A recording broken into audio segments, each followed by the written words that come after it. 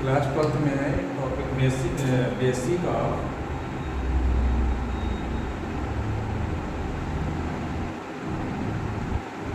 Integration. ये कुछ integration का बेसिक होता है, मतलब कैसे बेस छोटे छोटे क्वेश्चन उसके वो समझते हैं जरा कैसे करते हैं।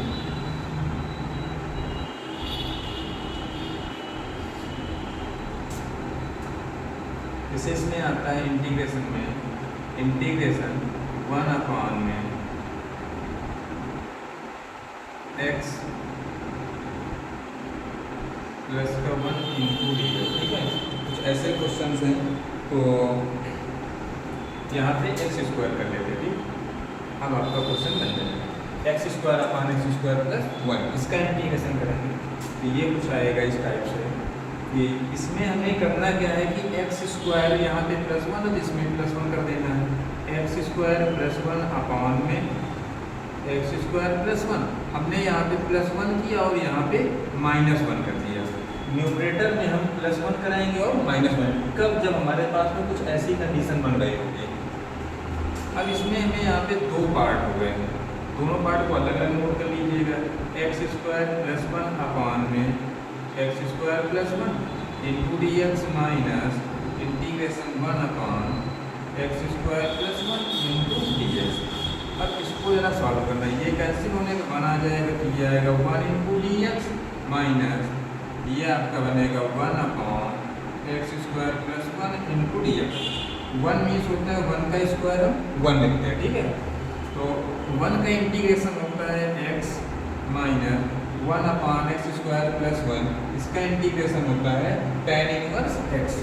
ये आ जाएगा tan inverse x 1 upon x square plus a square. Formula होगा हम यहाँ पे मेंशन कर दे रहे हैं, integration 1 into d x is equal to x होता है, सेकेंड में आता है 1 अपॉन एक्स स्क्वायर प्लस का a square into d x 1 upon a tan inverse x upon a. ये होता है इंटीग्रेशन का फार्मूला। तो अब इसमें a के प्लेस में यहाँ पे x मिलेगा कंपेयर करने में, तो ये मतलब सॉरी 1 आएगा a के प्लेस में, तो 1 की कोई वैल्यू नहीं, यहाँ पे आ जाएगा tan इनवर्स x। और साथ में एक कांस्टेंट इसमें ऐड किया जाता है प्लस c। ये आपका पता है फाइनली आंसर हो जाएगा। तो ये हो गया एक क्वेश्चन। ऐसे ही आपका थोड़ा सा बेसिक और भी है।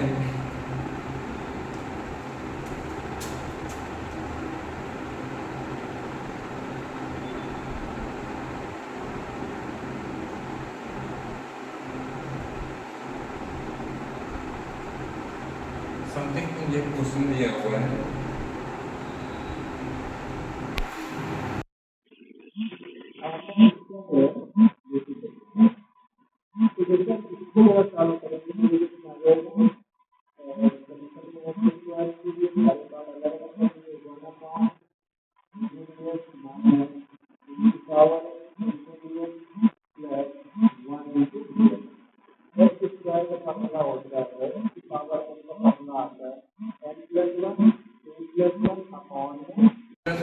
यहाँ पे हम डायरेक्ट नोट कर दे रहे हैं, प्लस 1 कराएंगे 3 हो जाएगा अपॉन में 3, ये इंटीग्रेशन लग हट जाएगा यहाँ से, प्लस 1 अपॉन एक्स होता है लॉग एक्स माइनस e की पावर एक्स का इंटीग्रेशन e की पावर एक्स 1 का इंटीग्रेशन एक्स होता है प्लस c। ये आपका इसमें सेकंड नंबर का आंसर हो जाएगा। अब इसमें आपके कई फार्मूले मिल गए, एक आपको एक्स की पावर n का फार्मूला मिला, दूसरा formula 1 upon x log x होता है, e की पावर एक्स का इंटीग्रेशन e की पावर एक्स होता है, और यहाँ ये फार्मूला आपको यहाँ पे यूज हो चुका है। तो ये इसमें से आपको कुछ फार्मूले मिल गए।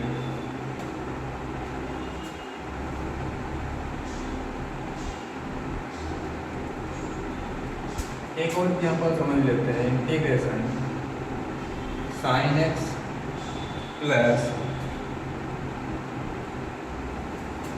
2 अपॉन एक्स प्लस e की power x into d x. तो जैसे इसको भी सेपरेट कराएंगे अलग अलग, तो ये आएगा sine x D x plus 2 constant बाहर करेंगे 1 upon x into d x plus e की power x into d x. Sine x का इंटीग्रेशन होता है माइनस कॉस एक्स। ठीक, ये आएगा माइनस का cos x प्लस 2 1/x यहाँ पे हमने यूज किया log x होता है, यह आएगा log x प्लस e की पावर x भी यूज किया है, e की पावर x प्लस c एक कॉन्स्टेंट नंबर ये हो जाएगा। तो ये कुछ बेसिक इंटीग्रेशन के कुछ बेसिक का छोटे छोटे क्वेश्चन से स्टार्टिंग होती है इंटीग्रेशन की। यहाँ पे जब हम लोग इनडिफिनिट इंटीग्रेशन पे हैं, ठीक है, इसलिए यहाँ पे एक कांस्टेंट ऐड किया जाता है क्योंकि ये इनडिफिनिट इंटीग्रेशन होता है।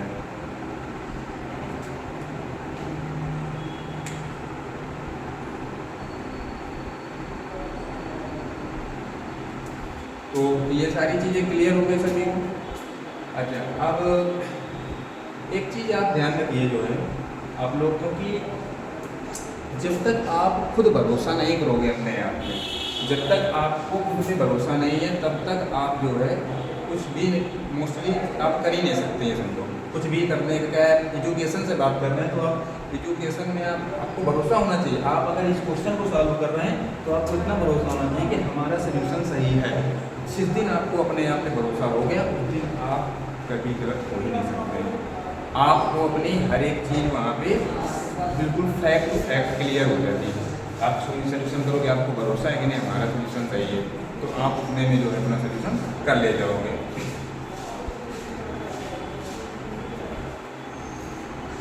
इसी में जैसे तो सबसे बड़ी चीज़ है कि अपने आप में कॉन्फिडेंस होना चाहिए।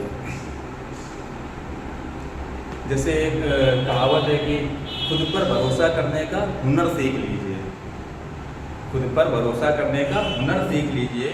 सहारे कितने भी जो है सच्चे क्यों ना हो, सहारे कितने भी सच्चे क्यों ना हो, एक न एक दिन साथ छोड़ ही जाते हैं। तो वही चीज़ है कि जिस दिन आप अपने आप में भरोसा कर लेंगे, खुद पे यकीन होगा कि हमारा सोल्यूशन सही है, उस दिन आप बहुत अच्छे से आपको फैक्ट टू फैक्ट जो है आंसर और सोल्यूशन आप बिल्कुल, आप बुक पे भरोसा मत करो, आप अपने सोल्यूशन पर भरोसा करो। अगर आपका आंसर गलत हो रहा है तो आप पहले उसको एक बार चेक करिए सोल्यूशन हमारा गलत कहाँ पे हुआ। अगर वहाँ पे कोई मिस्टेक होगी तो क्लियर समझ में आ जाएगी। अगर आपने बोला नहीं मेरा सोल्यूशन सही है और हम बिल्कुल 100% श्योर है कि हमारा सोल्यूशन सही है, बस आप वहीं से सही है। तो ये जो है बेसिक था जो है, तो ये सब लोगों के साथ क्लियर हो गया होगा।